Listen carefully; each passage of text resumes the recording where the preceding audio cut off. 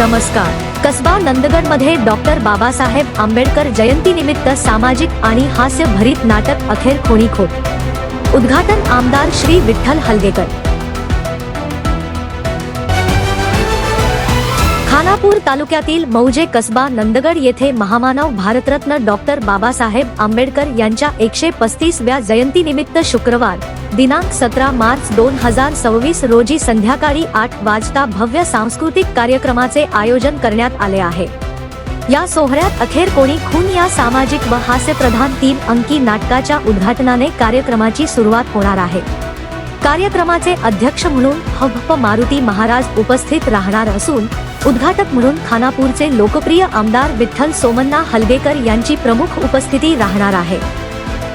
दीप प्रज्वलन समारंभात भाजपा तालुक्याचे माजी अध्यक्ष विठ्ठल पाटील PKPS, नंदगडचे अध्यक्ष PH पाटील तसेच भोपाल परसराम पाटील, सूर्याची गणपतराव पाटील, सहदेव कावळेकर, कल्पा कुंभार, सुनील पाटील आदी मान्यवर सहभागी होणार आहेत। यासोबतच भाजपा जिल्हा रयत मोर्चाचे उपाध्यक्ष सदानंद पाटील, विजय माघार, प्रशांत केबलकर, प्रवीण पाटील, इरफान ताडीकोटी आदी मान्यवरांची उपस्थिती कार्यक्रमाला लाभणार आहे। कार्यक्रमात विशेष अतिथी म्हणून संजय कुबल व पंडित ओगले उपस्थित राहणार असून स्पेशल कमांडो संजय पाटील यांचा सत्कार करण्यात येणार आहे। तसेच शैक्षणिक क्षेत्रात उत्तम यश संपादन करणाऱ्या कुमारी प्रणाली मादर 80% व कुमारी दीक्षा मादर 76% यांचा आमदार विठ्ठल हलगेकर यांच्या हस्ते शाल व श्रीफळ देऊन सन्मान केला जाणार आहे।